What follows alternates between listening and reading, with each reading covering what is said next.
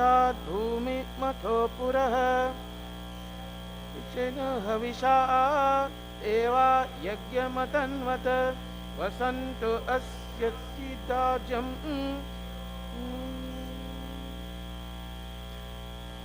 Hari Om. Welcome to the last night of Bhagwad Gita, Chapter 8, The Art of Living. But before we proceed any further, I would just like to kindly ask if anyone has their cell phone on them, if you can either switch it on silent or preferably switch it off. If it is that you have a cell phone that you actually don't know how to use it, probably you can ask the person next to you to help you switch it off. Or look for a young child actually. That's better. I would now like to call upon Tara Ramkumar to garland Swami Prakashananda.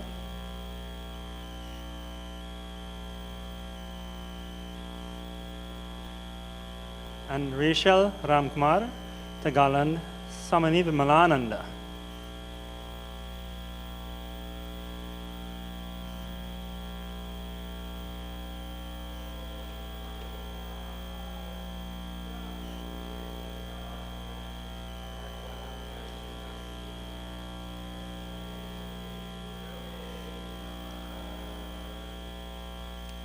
I'd now like to hand over to Puja Swamini Vimalananda. Hari Om.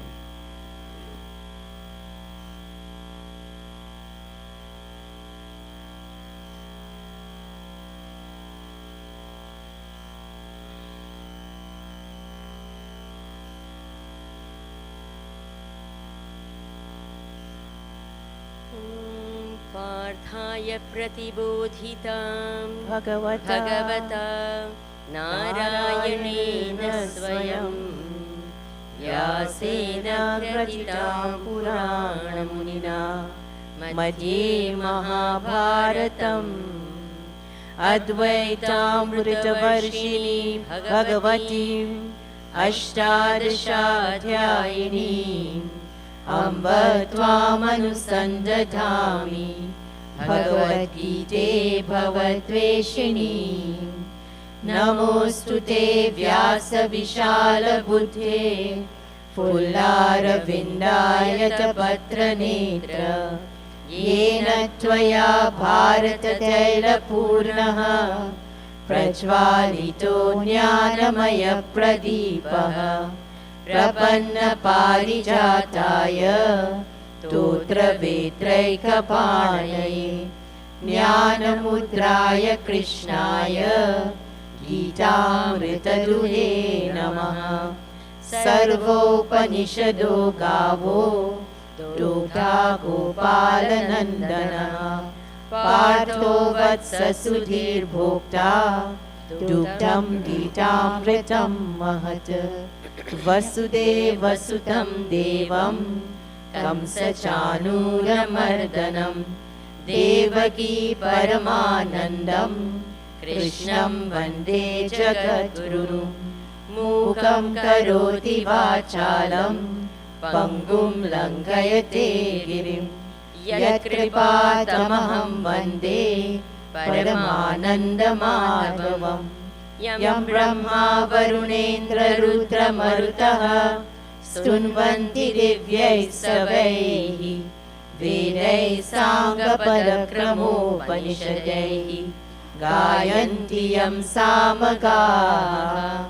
ध्यानावस्थिततद्गतेन मनसा पश्यन्ति यं योगिनो यस्यान्तं न विदुसुरासुरगणाः. देवाय तस्मै नमः. देवाय तस्मै नमः.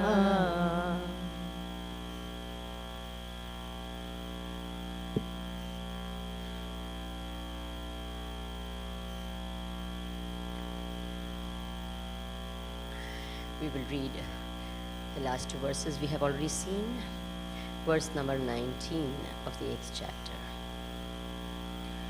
भूतग्रामस्य एवायं भूतग्रामस्य एवायं भूत भूत्वा भूत्वा प्रलीयते भूत्वा भूत्वा प्रलीयते रात्र्यागमे वशः पार्थ रात्र्यागमे वशः पार्थ प्रभवत्यहरागमे प्रभवत्यहरागमे परस्तस्मात्तु भावोऽन्यः परस्तस्मात्तु भावोऽन्यः अव्यक्तो व्यक्तात् सनातनः अव्यक्तो व्यक्तात् सनातनः यः स सर्वेषु भूतेषु यः स सर्वेषु भूतेषु नश्यत्सु न विनश्यति नश्यत्सु न विनश्यति. Every possible realm of experience we can attain the highest through our actions. Noble actions will give very, very beautiful experiences. And every experience that we have has the limitation of time. It's conditioned by time because it starts at a time, ends at a time. No place, no birth, no experience is permanent.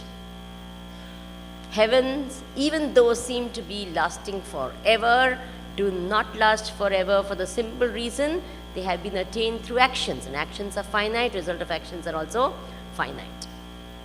I told you Brahmaji is the creator of one particular cosmos. Brahmaji's lifetime seems to be forever for us who live for 100 years, who are expected to live for 100 years. We don't manage to live with us 100 years.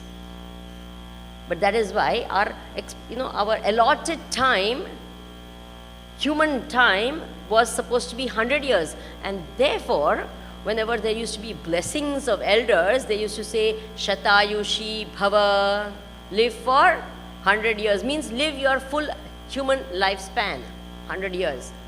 What's the average lifespan now? 60? There was a time when if a person got a heart attack at 60, we used to say, my God, he got a heart attack at 60, so young. Then we started hearing of people getting heart attacks at 50, then 40, then 30. Nowadays, you hear them 25. Haven't you heard? 25. Imagine a heart which is expected to live for how many years? You know, a human heart, Bhagwan has made it such that if it's properly kept, it's supposed to be guaranteed for 200 years. Even though the human life is for 100 years, the heart for 200 years. Because you know, in a machine, a part which is used the maximum, and it's made very hardy, isn't it true? The other part which is delicate, it can be used for it can be replaced also, but the main part is always made very hardy. And therefore our heart is made to live for how many years? 200. And by 25, can you imagine? It collapses. Why? Lifestyle. So therefore, everything is ashashvatam, not permanent. Brahmaji lives 100 years, and each day of Brahmaji is 1000 Mahayugas. Each night is 1000 Mahayugas. And that Brahmaji lives for 100 years. One Mahayuga is equal to 4.32 million human years. So that seems to be forever.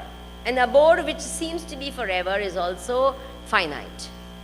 So isn't there anything infinite or eternal in this world? So they said, yes, there is something.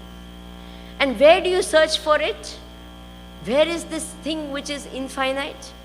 The next two verses give us a very beautiful way of finding that in life which is infinite and eternal. And here it is said, Avyakto kshara ityuktaha tamahu paramam gatim yam prapya na nivartante. These mics are not coming on. Both the mics not coming. Yam prapya na nivartante. Yam prapya na nivartante. Tadhama paramam mama. Tadhama paramam mama. Purushassa parapartha. Purushassa parapartha. Bhaktya labhyastvananyaya. Bhaktya labhyastvananyaya. Yasyantasthani bhutani. Yasyantasthani bhutani. Yena sarvamidam tatam. Yena sarvamidam tatam. Let's read both these verses together. Avyaktoksara ityuktaha tamahu paramam gatim yam prapya na nivartante tadhama paramam mama purushassa parapartha bhaktya labhyasvananyaya yasyantasthani bhutani yena sarvamidam tatam. So Bhagavan Shri Krishna said, there is something which is permanent and eternal in life. And how do you find that? Nashyatsu na vinashyati. Find out what remains imperishable through all the perishable things in the world. Let's do this exercise. There is a tree. You say there is a tree. You cut it into logs of wood. Now what's remaining? There are logs of wood. Take one log of wood. Cut it into more pieces. So now what do you say? Oh, there are pieces. Now, make that into some furniture. So you say a table. Now there is a table. Cut up the furniture, the table into small pieces. Okay, now what is there? There are pieces. Then saw it. Now what is there? There is wood shavings, right? What is it called? You saw it. Then there are wood shavings. Now what do you do with these wood shavings? You burn it. Now what is there? Ashes. Now, the tree is there, log is there, pieces there, table is there, pieces there, sawdust is there, and ash is there. What is common in all of that? What is common? You say, tree is, log is, table is, chair is, sawdust is, ash is. Is it true or not? Isness is there in everything. It does not end. The existence, the object has changed, the form has changed, but the isness has not changed. Okay, if this seems a little more difficult. Some family had hard time, monetarily. So whatever they could, the ladies, her jewelries, with a lot of pain in her heart, she said, now let me sell my jewelry so that I can pay off the debts. So she went to the jewelry shop, the gold. So all her gold ornaments, she'd taken a beautiful necklace that she had, and she had bangles, and then she had a ring, and all that she took to the shop. Now, she had a lot of value attached to, the necklace was given by her mother. The bangles were given by the mother-in-law. And the ring was given by the husband. So she went to the shop. Now, how is the shopkeeper, the one who's going to take the jewelry, how is he going to look at it? Tell me. For him, what is the value of this? He goes and tests the gold first. Is it true or not? And then, you know what they realize? The necklace is of, what they have, 24 karat gold. Na? What is the highest? 27. 24 is the highest. Okay, fine. shows that I don't go to buy, gold, so I really don't know. 24, yeah. So, the bangles are 24 carat. The necklace is also, what is the lesser one? 18 carat. And they find gold ring, what is lesser than 18 carat? 10 carat. Now, as far as the lady is concerned, for her, what is most valuable? This is not so, after all, mother-in-law is given. But actually, what's going to get the maximum price? Why? Because that is 24 karat gold. As far as the shopkeeper, he only sees gold. He doesn't see any sentimental values. He doesn't see any names and forms and shapes. And for him, all that doesn't matter. His eye is on that which is not perishable. He only sees that.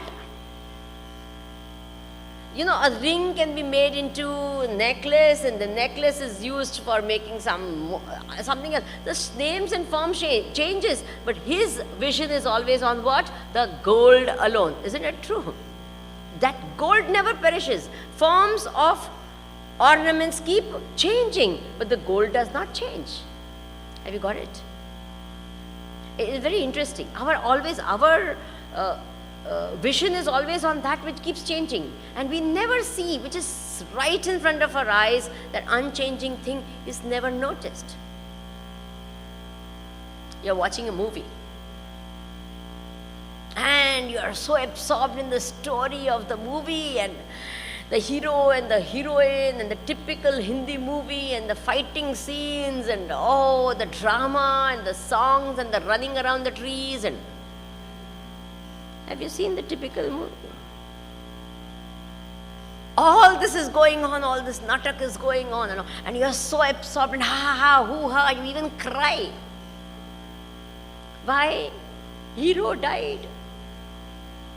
And you cry over here. Now, as you are seeing the movie, the scenes change, the characters change, the color, the form, everything changes. But there's something that doesn't change. And what is that? The screen doesn't change. Is it true or not? You're actually watching what? All the time you're only watching the screen, but your attention is never on the screen. Even though you're watching it, you can't say the attention is not on the screen. At the same time, you can't say your attention is on the screen. What is the color of the screen? What is the form? Nothing. It is no color at all. It's white in color. It's plain.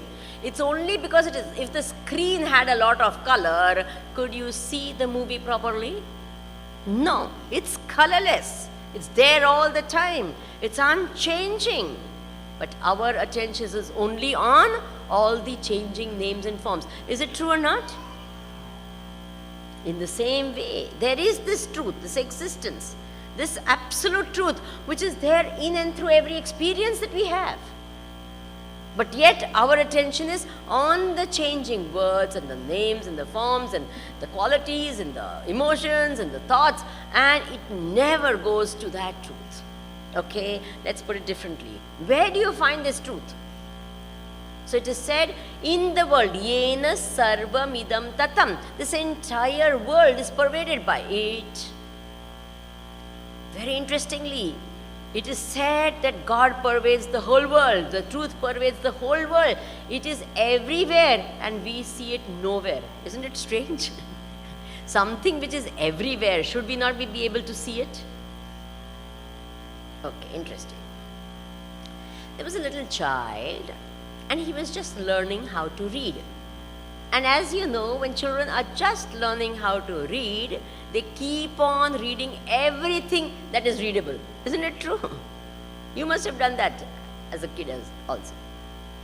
So this little baby, this little 2-year-old, 3-year-old, 4-year-old went to the father's office, and the father was a die-hard atheist. He didn't believe in God and nothing. So on his office table it was written, God is nowhere. declared, I don't believe in God, God is nowhere.